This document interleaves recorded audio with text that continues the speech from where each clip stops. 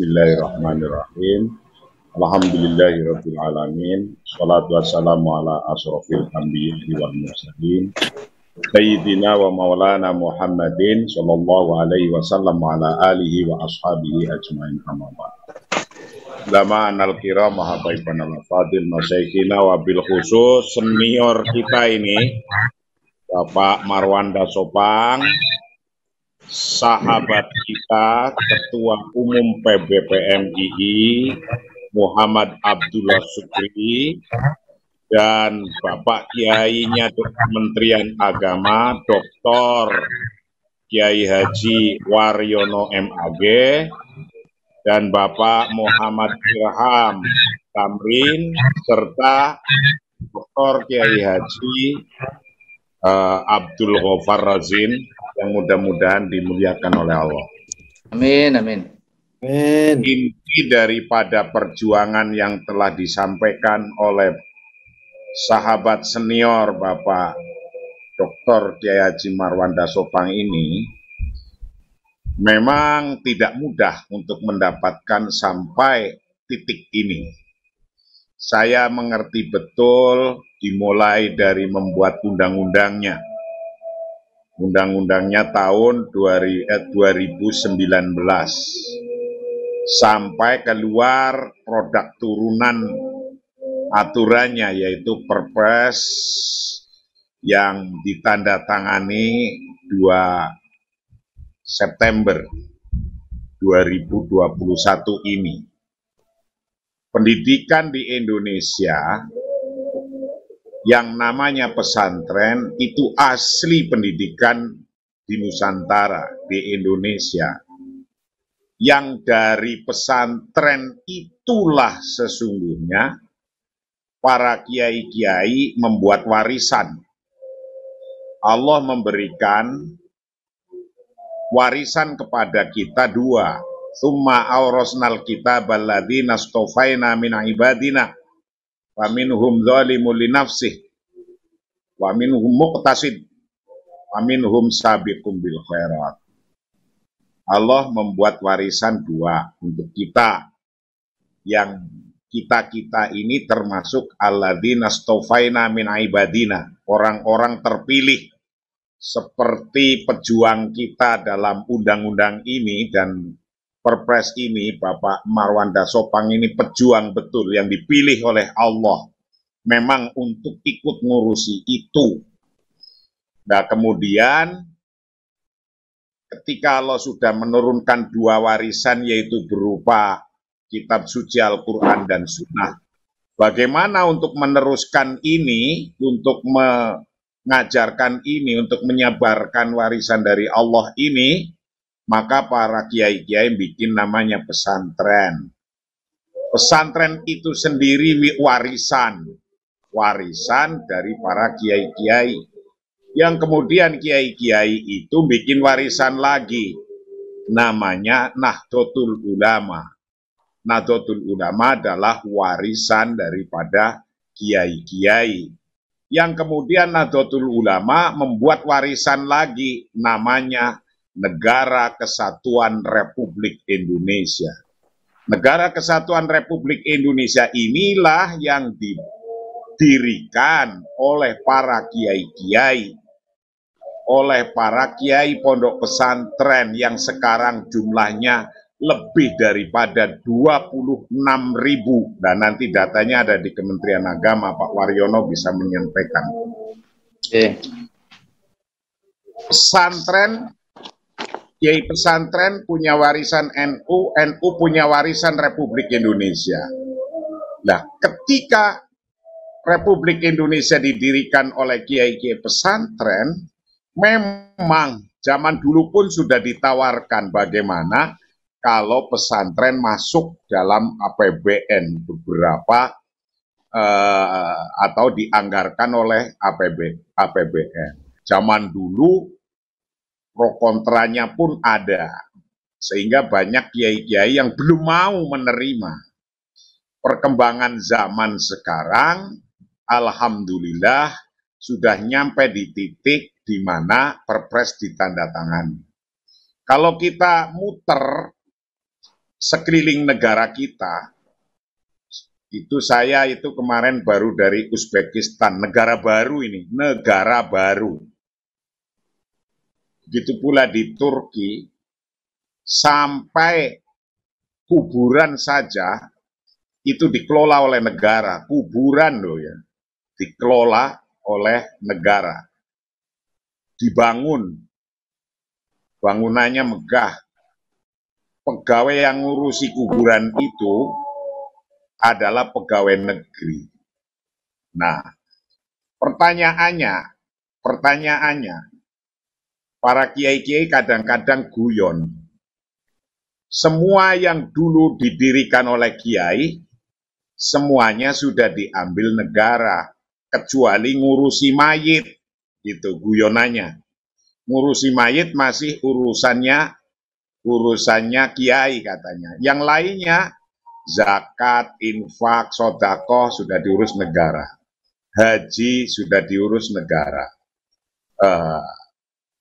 Apalagi itu, nikahan dulu urusannya para kiai, sekarang sudah diambil oleh negara. Dan lain-lainnya.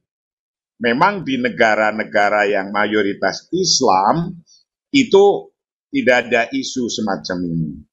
Nah, maka dulu ada isu, maka ada kiai yang tidak berkenan untuk masuk anggaran ini. Nah, putaran hari ini sudah nyampe bahwa entah berapa jumlahnya, nanti kayak apa, apakah itu diambilkan oleh dana pendidikan, dana abadi itu, apakah dana abadi itu akan dengan pokok modalnya juga di yang 90 triliun itu nanti dibagi-bagi, atau sesungguhnya yang 90 triliun akan dikelola dulu, yang kemudian hasil kelolaannya nanti akan dibagikan kepada masyarakat atau pondok pesantren ini, kita nanti akan ingin tahu lebih jelas dari Kementerian Agama. Seperti halnya dana abadi umat itu miliknya orang-orang jamaah haji zaman dulu, yang sekarang dikelola oleh BPKH, yang di BPKH itu kemudian diinvestasikan, maka modalnya itu tidak berkurang. Yang dikasihkan ke masyarakat sebagai dana abadi umat ini adalah hasilnya. Nah, nanti apakah ini termasuk karena disebut dana abadi, ya mungkin dana abadi itu berarti pokoknya modalnya tidak akan mengurang. Mungkin begitu, atau yang disalurkan itu adalah termasuk pokoknya. Nah, ini mohon nanti dijelaskan. Nah, plus minusnya orang zaman dulu kiai ada yang menolak, ada yang beralasan bahwa memang nanti tidak independen yang namanya pesantren. Atau nanti ketika tidak independen nanti bisa merugikan karena sesungguhnya pesantren berangkat dari masyarakat. Itu zaman dulu diskusinya begitu. Lah, zaman sekarang sudah nyampe karena sesungguhnya juga negara ini adalah warisannya para kiai-kiai, maka ketika negara ngurusi warisannya kiai berupa pesantren, itu adalah sebuah kewajiban. Yang itu termaktub dalam rukun negara, kalau saya menyampaikan negara Pancasila itu ada 3 rukun. Ini mencakup rukun yang kedua. Apa rukun yang kedua itu? Rukun yang kedua adalah al-jam'u baina maslahataini, maslahah amah wa maslahah khosoh. Bagaimana rukun di negara Pancasila yang merupakan warisan dari Nahdlatul Ulama, warisan daripada kiai pesantren, maka warisan ini, negara kesatuan Republik ini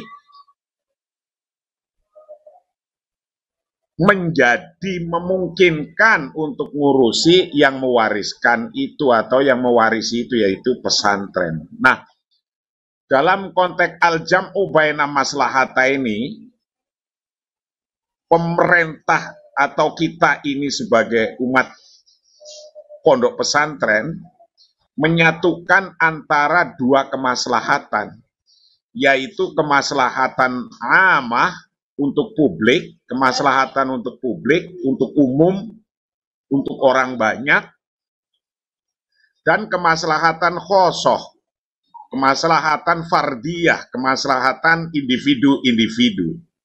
Kemaslahatan publik itu di negara-negara, tentunya di Timur Tengah atau manapun, itu biasanya memang totalitas ditanggung oleh negara. Yang untuk kemaslahatan amah, sekolah-sekolah ditanggung semua oleh negara. Yang mencerdaskan bangsa ini ditanggung oleh negara. Nah, bedanya di Indonesia, kalau semuanya totalitas ditanggung oleh negara, negaranya belum kuat ketika itu. Belum kuat. Sekarang biayai yang negeri-negeri saja, itu baru setelah reformasi ada peningkatan anggaran khusus, yaitu anggaran pendidikan yang besar setelah ada reformasi. Nah, ketika ada reformasi kemudian kita tidak mau juga reform diri kita, ya kita nggak akan mendapatkan apa-apa. Nah, ini usaha kerasnya para mujahidnya Bapak Dr. Marwan Dasopang antara lain yang sekarang ikut di sini. Untuk maslahatil amah ini memang pasti nanti butuh penjelasan yang sangat jelas, seperti pertanyaan barusan, Ma'had Ali masuk atau tidak. Lalu yang kayak apa sifatnya yang dapat anggaran ini, yaitu anggaran untuk dana abadi pesantren ini. Pesantren yang harus mempunyai siswa berapa, pesantren yang harus mengajarkan apa, pasti nanti akan ketemu definisi pesantren. Setelah adanya undang-undang pun sudah ada definisinya. Nah, di NU sendiri itu banyak ragamnya. Yang tadinya pesantren itu hanya mengajarkan agama saja, salaf, kelasnya itu ngikutin kitab. Yang zaman dulu saya pesantren, kelasnya ngikutin kitab, Jurmiyah, Imriti, Alfiyah, dan seterusnya. Dan sekarang sudah pesantren-pesantren ini mengembangkan dirinya menjadi, kalau dulu tidak punya sekolahan, sekarang sudah hampir mayoritas sudah ada sekolahannya semua. Memang ketika sekolahan, dana yang disalurkan dari Kementerian Pendidikan itu alurnya jelas. Lalu untuk pondok, ketika yang punya sekolahan itu bagaimana? Apa untuk pondoknya atau untuk ketika belajar diniyahnya atau belajar kitabnya, agamanya yang dapat itu. Prinsip dari memberikan dana sebuah pemerintahan kepada lembaga pendidikan itu adalah prinsip maslahatul amah yang mestinya kewajibannya pemerintah, memang kewajibannya pemerintah untuk membiayai pendidikan itu. Apalagi sekarang terus berkembang. Pesantren pun model-model sekarang. Yang dulu namanya pesantren salafiyah ya miliknya NU. Tapi sekarang pesantren salaf itu sudah bukan NU lagi. Yang membunyikan, mengatakan, membuat kata-kata salaf.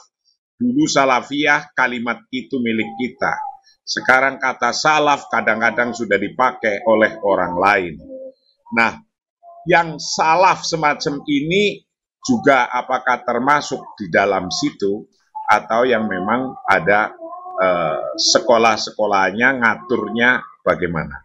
Itu adalah rukun yang kedua, al-jam'u baina maslahatil amah wa maslahatil khosoh, yaitu menyatukan antara kepentingan publik dan kepentingan individu-individu. Di dalam pesantren ini ada dua kepentingan publiknya untuk masyarakat banyak, kepentingan individunya adalah pribadi-pribadi para santrinya yang ingin belajar agama. Nah, dari konteks bagaimana NU punya warisan negara, kemudian pemerintah ini mau ngurusi, itu sebuah kewajibannya, kelazimannya, kewajibannya. Itu pun butuh sekian puluh tahun untuk berjuang. Maka alhamdulillah setelah kita bisa ikut berjuang di DPR, bagi orang yang jadi DPR, orang-orang NU, baik melalui partainya yang dilahirkan oleh NU, ya kita dari PBNU mengucapkan terima kasih sekali. Dan mudah-mudahan ini juga nanti akan mulai sampai kalau ini APBN atau APBD, pasti akan diaudit. Nah, ketika audit ini mau tidak mau penyalurannya harus benar. Ketika tidak benar dianggap hibah kayak amplop yang dikasihkan oleh masyarakat ke kita, tidak ada audit, itu akan menjadi persoalan sendiri. Dan yang sedemikian ini mudah-mudahan kementerian yang menyalurkan harus jelas bahwa ini pasti diaudit. Nah, itu harus jelas. Sehingga nyata tidak ada masalah seperti zaman dulu. Dikasih koperasi dikirain dikasih saja. Dan ternyata itu uang negara yang diaudit. Banyaklah hal yang menjadi negatif kepada penerima-penerimanya karena dianggap hibah atau sodako. Itulah sekelumit yang saya sampaikan. Selain saya terima kasih dan mudah-mudahan Kementerian Agama bisa dapat ada dirjennya sendiri perjuangannya. Mudah-mudahan Pak ini semua bisa nyampe bahwa kita sebagai yang mewariskan negara ini, maka sepantasnya dan terima kasih kepada Pak Presiden Joko Widodo yang telah menekan Perpres pada tanggal 2 September 2021. Terima kasih, cukup sekian. Wallahul muwaffiq ila aqwamit thoriq. Assalamualaikum warahmatullahi wabarakatuh.